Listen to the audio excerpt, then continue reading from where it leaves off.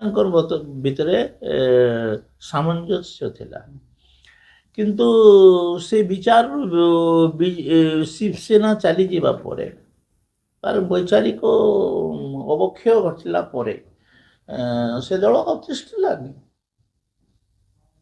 ଯଦି ସମାନ ବିଚାରଧାରାରେ ଥାନ୍ତା ତାହେଲେ ବିଜେପିକୁ ସେ ହୁଏତ ବିଜେପିର ସମସାମୟିକ ହେଇକରି ପରସ୍ପର ପ୍ରତିଦ୍ୱନ୍ଦ୍ୱୀ ମଧ୍ୟ ହେଇପାରିଥାନ୍ତେ, ତ ହେଲା ନାହିଁ। ସେମିତି ଭାରତର ରାଜନୀତି ଆପଣ ଧୀରେ ଧୀରେ ଦେଖନ୍ତୁ ଦ୍ୱିକେନ୍ଦ୍ରିକ ଆଡ଼କୁ ଯାଉଛି। ଗୋଟିଏ ପଟେ ବିଜେପି ଯେଉଁମାନେ ନ୍ୟାସନାଲ ଭାବନାକୁ, ଜାତୀୟ ଭାବନାକୁ ନେଇକରି ରହୁଛନ୍ତି, ଏବଂ ଅନ୍ୟଟା କଂଗ୍ରେସର ନେତୃତ୍ୱ ରହିବା କଥା। କିନ୍ତୁ ଅନେକ ଗୁଡ଼ିଏ ପାର୍ଟି ସ୍ୱଭାବଗତ କଂଗ୍ରେସ ବିରୋଧୀ। ଧରନ୍ତୁ ସମାଜବାଦୀ ପାର୍ଟି ଉତ୍ତରପ୍ରଦେଶର, ଏଇଟା ହେଉଛି ବୈଚାରିକ ଦୃଷ୍ଟିରୁ କଂଗ୍ରେସ ବିରୋଧୀ, କିନ୍ତୁ ବ୍ୟବହାରିକ ଦୃଷ୍ଟିରୁ ସେମାନେ କଂଗ୍ରେସ ସପକ୍ଷରେ ଗଲେ ସେ ଫଳାଫଳ ସେମାନେ ପାଉନାହାନ୍ତି। ବିହାରରେ ବି ଦେଖନ୍ତୁ ତାଙ୍କର ଯେଉଁ ବିହାରର ଲାଲୁ ପ୍ରସାଦଙ୍କର ପାର୍ଟି ଆରଜେଡି, ସେମାନେ ବୈଚାରିକ ଦୃଷ୍ଟିରୁ କଂଗ୍ରେସ ବିରୋଧୀ, କିନ୍ତୁ କଂଗ୍ରେସ ସହିତ ଗଠବନ୍ଧନ କଲେ ତାର ସଫଳତା ସେମାନଙ୍କୁ ପାଉନାହିଁ। ଏମିତି ଅନେକ ଜାଗାରେ ଅଛି। କେବଳ ତାମିଲନାଡୁ ଛାଡ଼ିଦେଲେ ଦେଖନ୍ତୁ, ତାମିଲନାଡୁ ଗୋଟେ ଅଲଗା ପ୍ରକାର ରାଜନୀତି। କେରଳରେ ଯଦିଓ ଜାତୀୟ ସ୍ତରରେ କମ୍ୟୁନିଷ୍ଟ ପାର୍ଟି କଂଗ୍ରେସର ସମର୍ଥନ କରୁଛି, କିନ୍ତୁ ଆଞ୍ଚଳିକ ସ୍ତରରେ କେରଳରେ ସେମାନେ ପରସ୍ପର ବିରୋଧୀ। ତ ଏମିତି ଧୀରେ ଧୀରେ ଦେଖନ୍ତୁ ତୃଣମୂଳ କଂଗ୍ରେସରୁ ବାହାରିଛି, କିନ୍ତୁ ପଶ୍ଚିମବଙ୍ଗରେ ସେମାନେ କଂଗ୍ରେସ ବିରୋଧୀ। ତ ଜାତୀୟ ରାଜନୀତିକ ଦୃଷ୍ଟିପଟ କ'ଣ ହଉଛି ତା ଉପରେ ବି ବହୁତ କିଛି ନିର୍ଭର କରୁଛି। ଏବେ ଦେଖିବାକୁ ଗଲେ ବର୍ତ୍ତମାନ ମଧ୍ୟ ଓଡ଼ିଶାରେ ସମାଜବାଦୀ ପାର୍ଟି ପୂର୍ବତନ ମୁଖ୍ୟମନ୍ତ୍ରୀ ଉତ୍ତରପ୍ରଦେଶ ସେ ମଧ୍ୟ ଆସିଛନ୍ତି। ଗତକାଲି ନବୀନ ପଟ୍ଟନାୟକ ମଧ୍ୟ ଭେଟିଛନ୍ତି, ଆଜି ମଧ୍ୟ ସାମ୍ବାଦିକ ସମ୍ମିଳନୀ କରୁଛନ୍ତି, କହୁଛନ୍ତି କି ଗୋଟେ ସମୀକରଣ କିଛି ହେଇପାରେ କି କିଛି ଆଲୋଚନା ହଉଛି ବିଜେଡି ସହିତ ମିଶି କିଛି ଗୋଟେ ସମୀକରଣ ରହିବ। ଦେଖନ୍ତୁ ଏଇ ସମୀକରଣର କ'ଣ ଲାଭ କ'ଣ? ସମାଜବାଦୀ ପାର୍ଟି ଉତ୍ତରପ୍ରଦେଶର ଗୋଟେ ଆଞ୍ଚଳିକ ଦଳ ଭଳିଆ ଅଛି। ଓଡ଼ିଶାରେ ତାର ଖାତା ଖତିଆ ନାହିଁ, ତାର ଲୋକ କାହିଁ? ପ୍ରତ୍ୟେକ ବୁଥରେ ପ୍ରତ୍ୟେକ ୱାର୍ଡରେ ଲୋକ ଦରକାର ନା ଆଜ୍ଞା। ଆପଣଙ୍କ ପାଇଁ ଝଣ୍ଡା ଧରିବା ପାଇଁ ଲୋକ ଦରକାର, ଆପଣ ପାଇଁ ଛିଡ଼ା ହେବା ପାଇଁ ଲୋକ ଦରକାର, ଲୋକ କାହିଁ? ନୂଆପଡ଼ାରେ ମଧ୍ୟ ପ୍ରାର୍ଥୀ ଦେଇଥିଲେ, ନିଜେ ମଧ୍ୟ ପ୍ରଚାର କରିବା ପାଇଁ ଆସିଥିଲେ ମଧ୍ୟ ଅଖିଳେଶ ଯାଦବ। ଯେ ଭୋଟ କେତେ ପାଇବେ? ଭୋଟ ପାଇବା ଉପରେ ନିର୍ଭର କରୁଛି। ଦେଖନ୍ତୁ ଧୀରେ ଧୀରେ ବିଜେଡି ନୂଆପଡ଼ା ଇଲେକ୍ସନରେ ତୃତୀୟ ସ୍ଥାନ ଅଧିକାର କଲେ। ଭାବୁଥିଲୁ ଆମେ ଦ୍ୱିତୀୟ ହେଇପାରେ, କିନ୍ତୁ ଲୋକ ତାକୁ ତୃତୀୟ ସ୍ଥାନ ଉଠାଇଲେ। ତ এই ପରିପ୍ରେକ୍ଷୀରେ କ'ଣ ଜନତା ହେଲେ ମାଲିକ, ଲୋକେ କ'ଣ ନିଷ୍ପତ୍ତି ନେଉଛନ୍ତି ସେଟା ବଡ଼ ଜିନିଷ।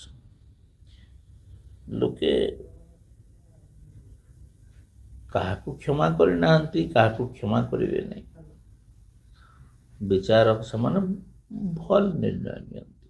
ନିର୍ଣ୍ଣୟ ନେବାରେ ଆମର ଲୋକଙ୍କୁ କେହି ପାରିବେ ନାହିଁ।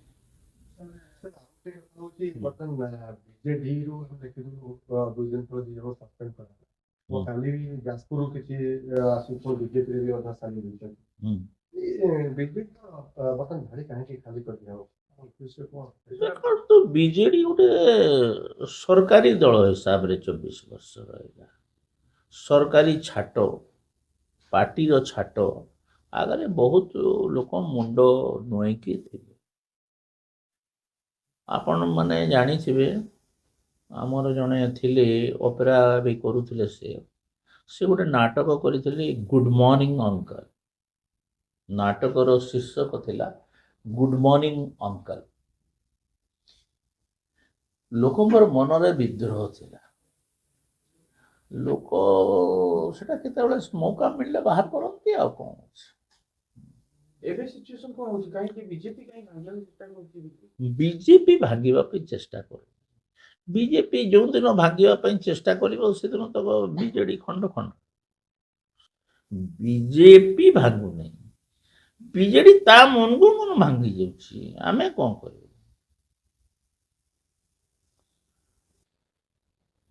आमे ता ऊपर कौन प्रकार किसी करूना आमे कौन तांग एमएलए नहीं जीवा पई चाहूछु ना कौन पई चाहूछु किसी चाहूना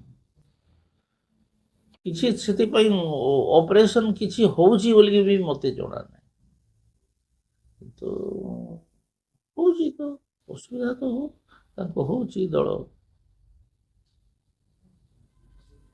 सर स्कूल शिक्षा उपरे गुरुत्व देवा पे आपनकर गोटे रहउची बजेट में स्कूल शिक्षाटा निश्चित होगा देखन तो गोटिए जातिर फाउंडेशंस तार शिक्षा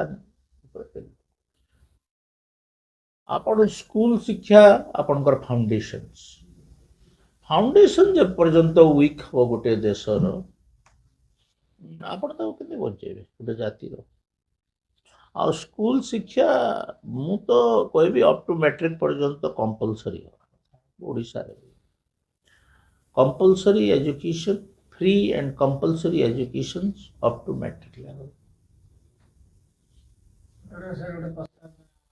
मु सरकार को मु तो गोटे प्राइवेट मेंबर ना किंतु मु दुखित जे 24 वर्षर बीजेडी सरकार आम ओडिसा रो स्कूल शिक्षा को संपूर्ण ध्वंस पूरा पूरी ध्वंस आमे आज घरोई व्यवस्था उपर संपूर्ण भाव में निर्भरशील स्कूल शिक्षा को आमर स्कूल गुड़ा को पूरा ठीक करिवार कथा सफिशिएंट टीचर हमको दबार कथा एवं रिव्यू करी आमर समय जंते सीआईडीआई आसी स्कूल रे समीक्षा करते पढ़ा होची ना ये सब चालूला सेमती हवार कथा स्कूल शिक्षा फाउंडेशंस को स्ट्रांग करवा कथा फाउंडेशन स्ट्रांग हेले बिल्डिंग जेते बनेले भी चलिबो पिलर ठीक रहे बजेट रे गोटे कोआ होची जे जेहेतु सरकार 2 वर्ष पूरी किछि ना किछि लोक अनेक लोक आशा करछन जे सरकार किछु भलो दिन देखंतु एबे सरकार जनबी मुखी एवं रिबेट दिया सरकार न रिबेट दला इलेक्शन बेले दियो एबे सरकार को क्षेत्र रे ओडिशा पछुआ अछि आमे कोन कले आगुआ एही समय रे तार ऊपर निष्पत्ति नवा कथा लोकों को खराब लगी पारे लोकों को खराब लगले भी लोक बुझिबे एवं आमे ओडिशार स्वार्थ दृष्टि जोटा ओडिशार स्वार्थ पई ठीक आमे ता ऊपर निष्पत्ति सर गोटे आ गोटे लास्ट क्वेश्चन नाही कि सर बीजेडी एवं तार भारी खाली कहउछ कारण नवीन पटनायक निष्पत्ति नउछंती ताको नै के आपण देखि जे विजय महापात्र कहले तार कारण ताको को काहे सस्पेंड करा गेला आमे भी जागो तो आ पछे कोन कारण नै पारे नाइ वो बीजेडी रो आभ्यंतरण व्यापार रे विशेष मुंडो खेलेबा पछ एटा तांकर पार्टी समाने बुझंतु आ समाने गोटे स्ट्रांग ओपोजिशन आकार रे ठिया होंतु किसी कहवार नहीं किंतु मते दुख लगुच पार्टी भांगी जाउछ।